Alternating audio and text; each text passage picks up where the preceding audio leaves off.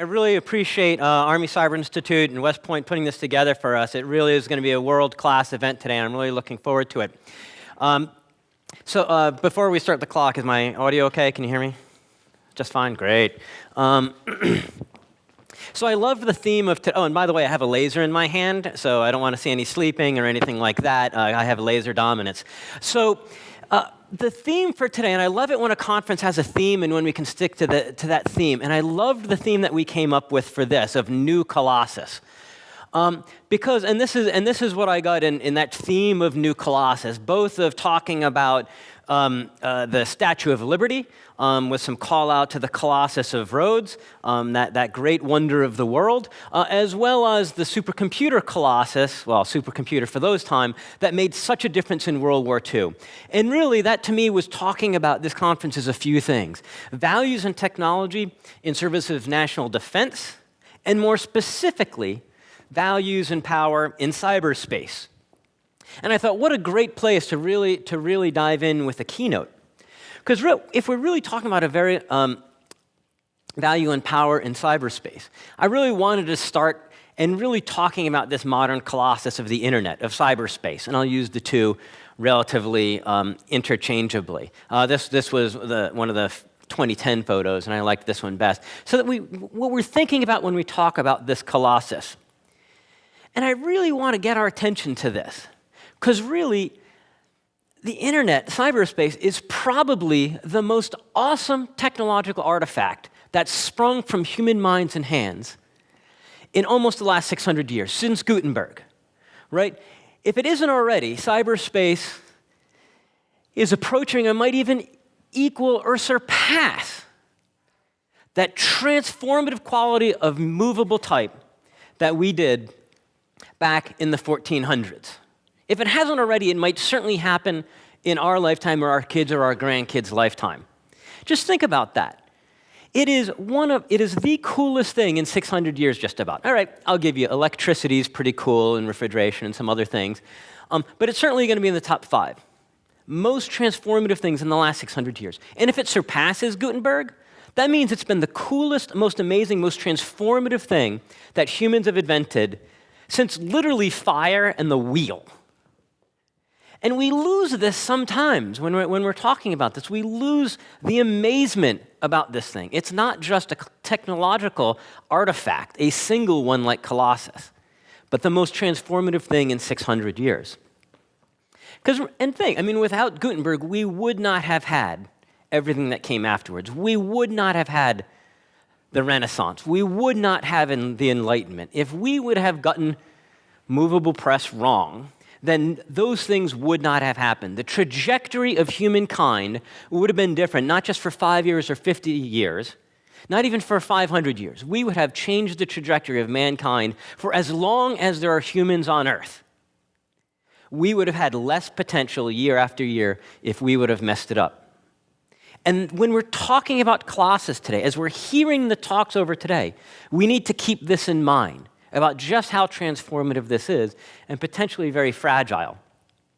So we actually, when I was with the Atlanta Council, for Zurich Insurance, we actually did some economic modeling on this with the University of Denver to say, well, just how transformative is this that we're talking about? And the modeling that we did, and by the way, the modeling was very so-so, right? There's only so many metrics that you can get in this space, was that the benefits that we get from ICT, from cyber, through 2030, global GDP up $180 trillion in global GDP. The costs imposed by cybersecurity problems, $20 trillion. I mean, it's not even close. So if you ever wonder, is it worth it?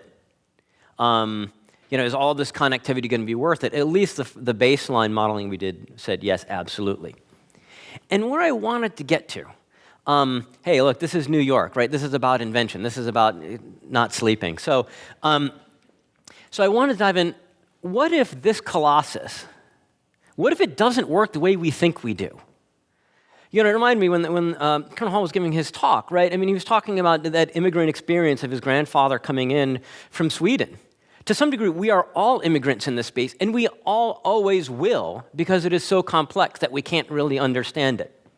Oh, and so, of course, we know how the Colossus works, right? It gives you an additional trade route and a free trade ship. Am I right? That was a call out to my nerds, so it was just you, sir. But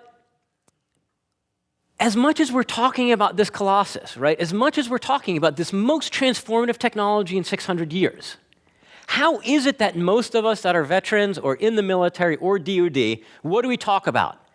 We jump into diving into talking about the spectrum of cyber operations. We get into arguing about whether it's a domain or not. We get into arguing about how to conduct military operations in this domain. And we lose sight of this transformational nature of it. And I'm not saying that that the military oughtn't think about how to fight in this space. This is one of my favorite quotes. We did the first cyber conflict history book a few years ago. And this is my favorite quote. Few, if any, contemporary security controls have prevented a red team from easily accessing any information sought. I love this quote. We're probably going to hear that today. You're going to hear it at all the important conferences. And basically, it's saying that that the offense has an easier time than the defense.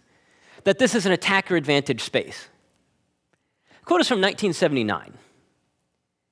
So, for over 35 years, we've been coming up with new ideas on how to secure cyberspace. We've been coming up with ideas on how to operate in this space. Why does anybody listen to cybersecurity experts? For 35 years, we've been proposing solutions. We've lost weekends. We've missed soccer games with kids. We've been spending tens of billions of dollars. And yet the same fundamental underlying principle hasn't changed, that the bad guys are still eating our lunch day after day, year after year. We're the biggest losers in cyberspace as defenders. And so why do we think that our solutions are going to work? Because it probably works differently than we think. This year, we hit our 25th anniversary of talking about a cyber Pearl Harbor.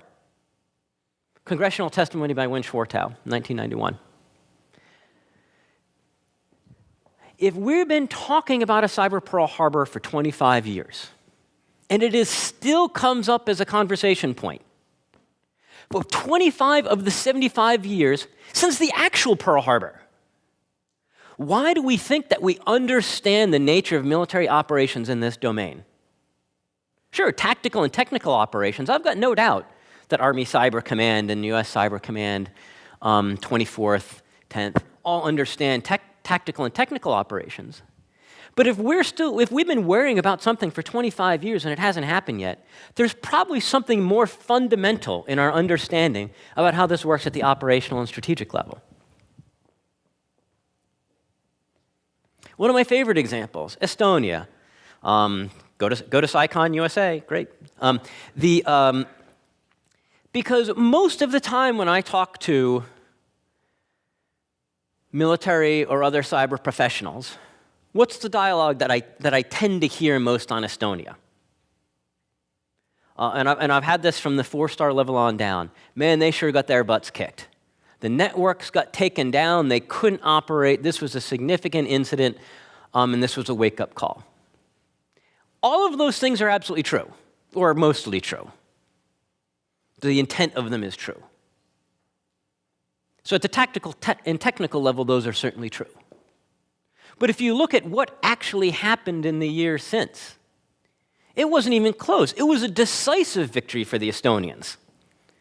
So yes, the targets got taken down, but the Estonians still moved the statue. This was failed coercion. The Russian attackers failed in what we assume was the commander's intent, to coerce this nation, and they failed at it.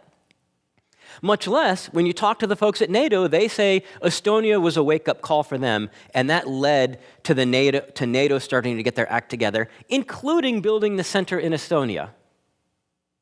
Everyone was now warned at Russian behavior online, and now took it much more seriously. In our field, we call that a strategic defeat. If you meet your tactical objectives, but you fail in your operational and you fail in your strategic objectives.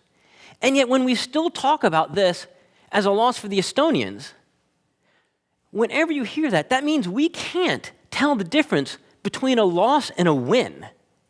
And if we can't tell the difference between a loss and a win, maybe the cyberspace isn't operating the way that we think. The last one I'll throw out because it comes up so often, is deterrence. And here are some of the more recent quotes on it. And I scratch my head on these, especially. I've started to call it the Cartwright conjecture. That if we've got more fearsome cyber capability and those capabilities are known, that it's going to change the behavior of the other guys. And in the last couple, and especially in my last year at Columbia, with my experience off the Defense Science Board Task Force working with Professor Jervis, we've said, well, what's the actual evidence that it works that way? What's the actual evidence that if we look more fearsome, it's going to lead to better national security outcomes? Think in your own mind a single piece of evidence that it's worked that way ever in the past. Maybe you can come up with one or two, but let me give you the counterexample of Iran, where again and again, each side in that, each of the three sides really, would develop a cyber capability, use a cyber capability, build up a cyber command. Every time one of those adversaries was on the losing end of a cyber engagement, was there ever any backing off? There's almost no dynamic of deterrence when you look at examples like that. You see a dynamic of escalation. I think it's the most escalatory kind of conflict we've ever come across. And that leads me to a different set of conclusions when I start thinking about what is national security, how do we get the best national security outcomes in this new Colossus? Even if you're disagreeing with where I'm going in this, we must always ask ourselves, why do we think it works the way that we think it does? We say it's new and it's different. And then we say, but here's the tried and true stuff that we know. Deterrence has worked in the other places, for example, and so of course it would work here. And so what if we get this wrong? Because remember what we're talking about. We're talking about this new modern Colossus, this most transformative thing, or one of the most transformative things we've done in the last 600 years. But let's go back to Gutenberg. What if, after we invented movable type, that it turns out the Pope, the petty princes of Europe, pretty much anybody that cared to, could have known exactly what was being printed, exactly to whom it was being passed, and exactly who printed it? Because if that would have happened, we wouldn't have gotten the Renaissance. We wouldn't have gotten the Enlightenment. Those things just simply would not have happened if we couldn't have trusted the underlying communications medium. So we need to consider this as we have this new Colossus. What if it is more sensitive to our disruptions now than we think? What if it is more escalatory than we think? Is it possible? The sea doesn't care who's sailing on it. The land doesn't care who's driving tanks across it. Cyberspace is built by humans, right? It does respond to these inputs that we put into it. We know it does respond.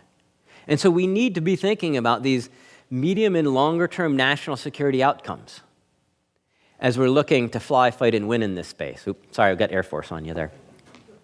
Because we did this as part of the modeling as well. We said, remember we said it was up $160 trillion net in global GDP between 2015 and 2030. We also did the modeling of saying, well, what if we can make it better? What if we turn around that quote from Lieutenant Colonel Schell, and the attackers now have, the defenders now have the advantage? Better yet, maybe we can get the defenders to have supremacy in this space. And that was up about $30 trillion. We called it Cyber Shangri-La. And then we said, well, what if the opposite happens?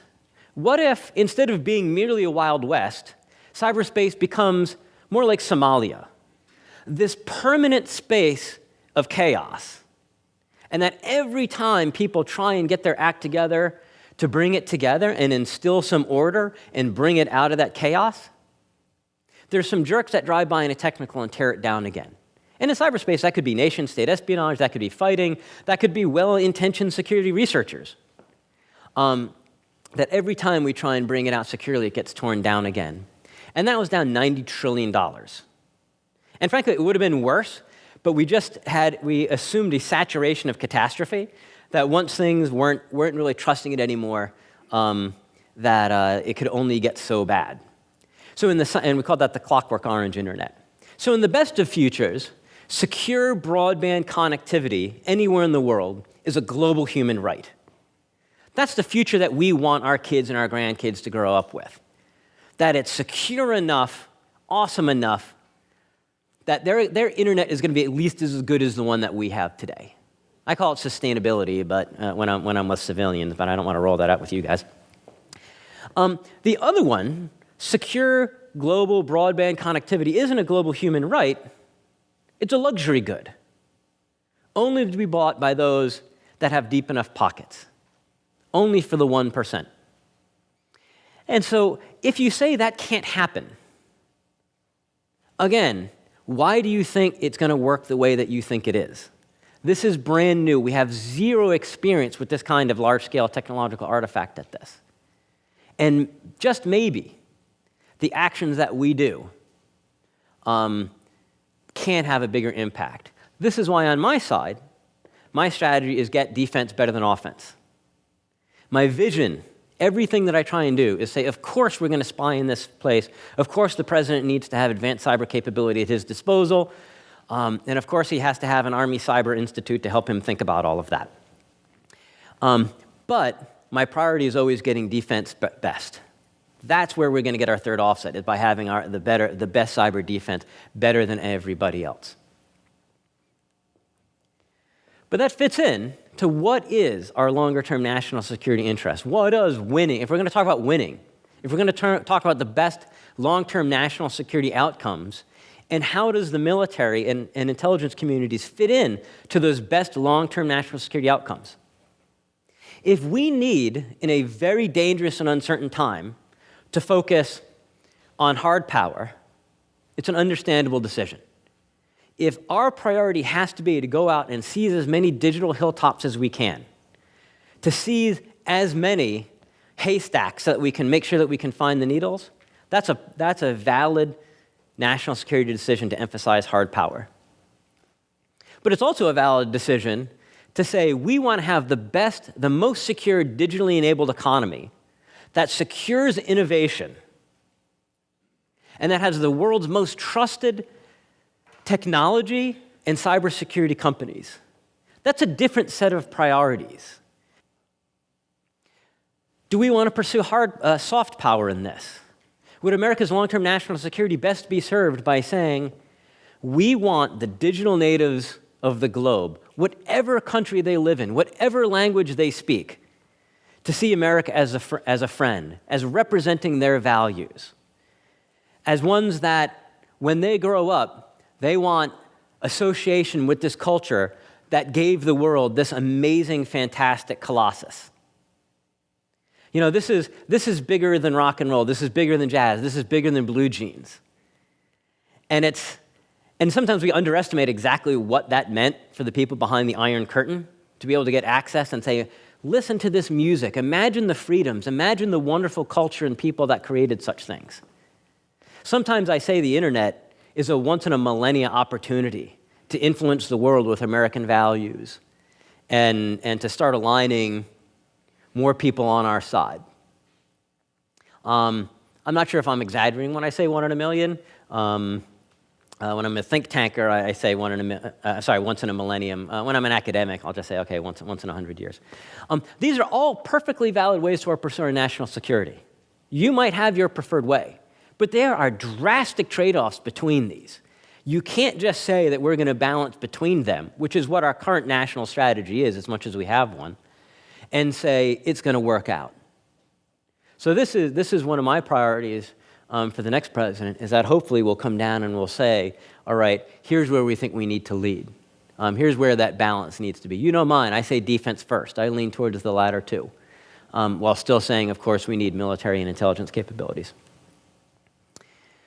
And to fit in with that, when it comes to defense better than offense, I want to talk about that other Colossus. Because there's no doubt, when we think about America's cyber power, we think about Fort Meade. We think about NSA and Cyber Command combined. And that's not America's true cyber power. America's true cyber power is in Silicon Valley and Route 128 and those other places that are creating cyberspace, filling it with content that the world works. That's why I've been hearing more rumblings that it looks like that we will hopefully break apart the leadership of NSA and Cyber Command. In no other place of American power do we allow one person, whoever that person is, to hold so much power, to both be able to assess what the threat is for an area, to have the ear of Congress, to help set policy, to be planning and conducting military operations in that place. So I am a big fan of splitting apart the leadership of NSA and Cyber Command, and thank you very much.